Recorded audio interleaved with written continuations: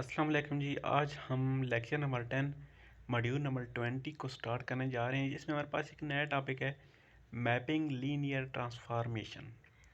यानी कि हमारे पास कितनी किस्म की ट्रांसफॉर्मेशन हो सकती हैं और वो कैसे होती हैं। तो इस टॉपिक को हम अभी इस मॉड्यूल में स्टार्ट करेंगे, तो नेक्स्ट मॉड्यूल में भी इस टॉपिक को कंटिन्यू करेंगे। बहुत ही इंटरेस्टिंग सा टॉपिक है। अगर हमारे पास कोई भी ऑब्जेक्ट हो तो उस पर कितनी किस्म की ट्रांसफॉर्मेशन हो सकती है, यानी कि उस ऑब्जेक्ट को हम एक तो एक जगह से दूसरी जगह शिफ्ट कर सकते हैं, उसका एंगल चेंज कर सकते हैं और उसके बाद उसको बड़ा या छोटा कर सकते हैं। ठीक है, ये तीन किस्म की ट्रांसफॉर्मेशन हम इसमें पढ़ेंगे। उस ऑब्जेक्ट को किसी दूसरी जगह पे ट्रांसफ़र करने का काम जो होता है उसको हम बोलते हैं ट्रांसलेशन। और उसी का एंगल चेंज करना, यानी कि उसकी सिमत चेंज कर देना लेकिन जगह उसी पे रहना, तो उसको हम कहते हैं रोटेशन, कि वो ऑब्जेक्ट रोटेट होकर दूसरी सिमत में आ गया है। तो थर्ड चीज़ हमारे पास होती है उसकी ट्रांसलेशन, सॉरी रिफ्लेक्शन। रिफ्लेक्शन यहाँ पे इस डायग्राम में आप देखें, रिफ्लेक्शन उसी का इन्वर्स इमेज दिखाया गया है। ठीक है, तो ये चीज़ यहाँ पे स्टडी करने जा रहे हैं। बहुत ही इंटरेस्टिंग सा टॉपिक है ये वाला। तो सबसे पहले हमारे पास है लीनियर ट्रांसफॉर्मेशन। तो लीनियर ट्रांसफॉर्मेशन मैंने आपको जैसे कि बताया है कि फ़र्ज़ करें आपके पास एक ऑब्जेक्ट है इस जगह पे। ठीक है, सेम इसी ऑब्जेक्ट को हम इस जगह पे ले आते हैं। ठीक है, तो ये हमारे पास है, ये इस जगह से ट्रांसफ़र होके इस जगह पे आ गया। ठीक है, तो जस्ट उसकी जगह चेंज हुई है, बाकी ना उसकी शेप चेंज हुई है ना उसका एंगल चेंज हुआ है, तो इसको हम कहते हैं लीनियर ट्रांसफॉर्मेशन। तो यहाँ पे देखते हैं क्या लिखा हुआ है, linear function is a linear polynomial, it is a complex function of value. तो ये हमारे पास फंक्शन कैसे होता है, एल जेड हमारे पास होता है। एल हमारे पास फंक्शन है और जेड हमारे पास कम्प्लेक्स नंबर है। ये हमारे पास होता है ए जेड। ए भी आपके पास कोई भी नंबर होगा, फिक्स नंबर होगा। जेड हमारे पास वो वाला कम्प्लेक्स नंबर होगा जिसके ऊपर हम स्टडी करने जा रहे हैं, और बी भी हमारे पास कोई भी फिक्स नंबर होगा। तो यहाँ पे इसने बता भी है कि हमारे पास किस किस्म की ट्रांसफॉर्मेशन हो सकती है। सबसे पहले देखें, ये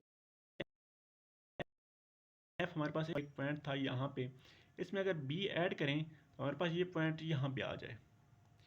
ठीक है, अब इस पॉइंट से बी माइनस करेंगे तो आप वापस इसी जगह पे आ जाएगा, सेम वही डायरेक्शन उसी जगह पे आ जाएगा। तो इसको हम कहते हैं इनवर्स मैपिंग। जैसे ये देखें, हमारे पास x था, इस पे फंक्शन f अप्लाई किया तो f ऑफ x बन गया। यानी कि ये वाला हमारे पास ये वाली जगह थी और हम इस पे आ गए जब f अप्लाई किया। अगेन f इनवर्स से अप्लाई किया तो हम वापस इस जगह पे आ गए हैं। तो इसको हम कहते हैं इनवर्स फंक्शन। नेक्स्ट हमारे पास है रोटेशन। रोटेशन में क्या कह रहे हैं जी, इफ़ वी पुट, अगर a का मॉड्यूलस इक्वल करते हैं हम 1 के और b को हम 0 कहते हैं, तो इस सूरत में हमारा जो ट्रांसलेशन होगी उसको हम रोटेशन कहेंगे। तो यहाँ पे देखें मैथमेटिकली, a हमारे पास है e पर आयोटा अल्फ़ा। ठीक है, अब a की वैल्यू 1 है तो ये हमारे पास सिंपल बन गया है e पावर आयोटा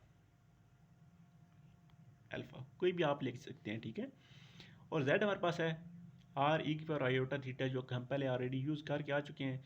जब इसके ऊपर अप्लाई किया फंक्शन, तो ए की वैल्यू पुट की, जी की वैल्यू पुट की, ये देखें, तो इसको मज़ीद सिंप्लीफाई किया ही, तो ये हमारे पास आ गया आर ई की power iota theta plus alpha. बाकी सेम वही रहा है। आप ऊपर जी की वैल्यू देखें ना, आर आर नीचे भी यहाँ सेम है, ई की पावर आयोटा यहाँ तक सेम है, थीटा तक सेम है, प्लस अल्फ़ा हुआ है। ये इनके एंगल में थोड़ा सा चेंज आया है। तो रोटेशन में क्या चीज़ होती है, जस्ट हमारे पास एंगल में चेंज आता है। इस डायरेक्शन में, इस पिक्चर में देखें, हमारे पास ये जो पिक्चर है इसमें हमारे पास इनिशियली ये वाली इमेज है। ठीक है, तो इसने जब एंगल चेंज किया तो हमारे पास ये सेम वही जो थी पिक्चर, वो उसकी डायरेक्शन चेंज हो गई है, जस्ट इसका एंगल चेंज हुआ है। इस डायग्राम में भी देखें, हमारे पास इनिशियल क्या थी, ये वाली इमेज थी।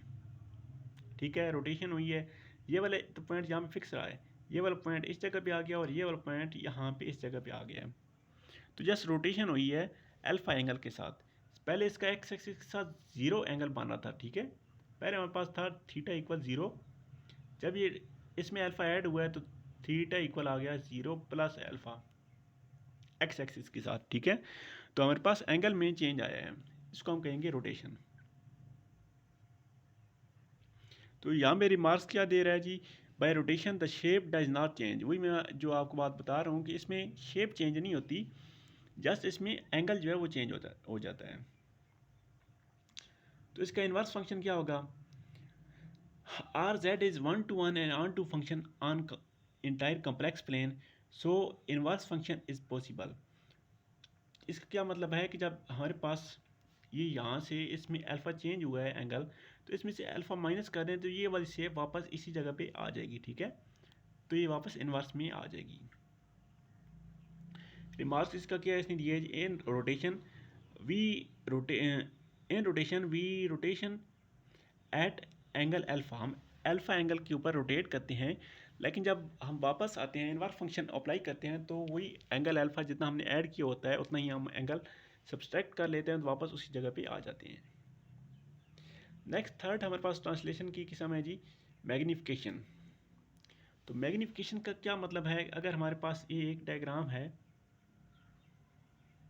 ये सपोज कर लें, और सेम इसी तरह की हम थोड़ी सी बड़ी डायग्राम बनाना चाहते हैं या बहुत बड़ी डायग्राम बनाना चाहते हैं जो कि बिल्कुल सेम किस्म की होगी, तो इसको हम कहते हैं मैग्नीफिकेशन। या इस ओरिजिनल डायग्राम से एक छोटी सी डायग्राम बनाना चाहते हैं जो कि सेम इसी टाइप की होगी, तो इसको हम कहते हैं मैग्नीफिकेशन। मैग्नीफिकेशन में क्या चीज़ होती है कि उसकी सारी जिसामत चेंज हो जाती है लेकिन उसकी एंगल सेम रहती हैं। यहाँ पे देखें let T Z is equal to A Z plus B, तो इसमें बी इक्वल आप 0 पुट करें ना, यानी कि एंगल में कोई चेंज नहीं आएगा, ठीक है। तो ये हमारे पास ए जो है वो के से ए इक्वल के, जो कि हमारे पास कोई पॉजिटिव नंबर होगा, तो ये हमारे पास बन जाएगी के जेड प्लस 0, क्योंकि बी की जगह हमने 0 पुट कर दिया, तो के की वैल्यू के ही रखी और जेड की value X plus iota Y लिखी। तो जस्ट सिंपली यहाँ पे आप देखें मैथमेटिकली हमारे पास फंक्शन क्या होता है, जेड इक्वल होता है एक्स प्लस आयोटा वाई। तो जैसे इस फंक्शन को के से मल्टीप्लाई कर दिया, हमारे पास बन गया के एक्स प्लस आयोटा के वाई, यानी वाई में भी के डिफरेंस आ गया और एक्स में भी के डिफरेंस आ गया, तो हमारे पास इसकी मैग्नीफिकेशन होगी, ये थोड़ा सा बड़ा हो गया। इस डायग्राम में भी देखें हमारे पास ये जो ब्लू वाली थी ये हमारे पास ओरिजिनल इमेज थी, तो जब इसकी जिसामत को चेंज किया है, इसको बड़ा किया है, तो हमारे पास ये रेड वाली इमेज बन गई है। तो जब इसको छोटा किया है तो हमारे पास वो नीचे वाली इमेज बन गई है। यहाँ पर रिमार्क्स आपने याद रखना है कि अगर आर जो है हमारे पास जो मैग्नीफिकेशन कॉन्सेप्ट हम कहते हैं, ये हमारे पास अगर इक्वल 1 हो तो हमारे पास सेम वही इमेज बनेगी, ठीक है। तो अगर के ग्रेटर देन 0 होगा ना, तो उस यानी कोई पॉजिटिव नंबर होगा जिसे हम मल्टीप्लाई करने जा रहे हैं, तो हमारे पास उसकी जिसामत बड़ी बन जाएगी, हमारे पास बन जाएगी के एक्स प्लस आयोटा के वाई। तो यहाँ पे हमारे पास दो केस बन रहे हैं, अगर के हमारे पास नेगेटिव नंबर होगा यानी कि 1 से लेस होगा, नेगेटिव नहीं 1 से अगर लेस होगा, तो ये हमारे पास उस शेप का फंक्शन जो है वो रिड्यूस हो जाएगा, और अगर के की वैल्यू 1 से ग्रेटर होगी तो उस शेप का इमेज जो है वो बढ़ जाएगा। तो अगर इक्वल टू 1 होगी तो उसमें कोई चेंज नहीं आएगा। सेम इसी का जनरलाइज्ड कंसेप्ट है कि एल जेड अगर हमारे पास है ए जेड प्लस बी, तो ए की जगह हमने क्या पुट किया है, ए की जगह हमने पुट कर दिया के ई पर आयोटा अल्फ़ा, और बी की जगह ए प्लस आयोटा बी, यानी कि सेम वही पुट किया है। तो अगर के ग्रेटर देन 0 है तो ये हमारे पास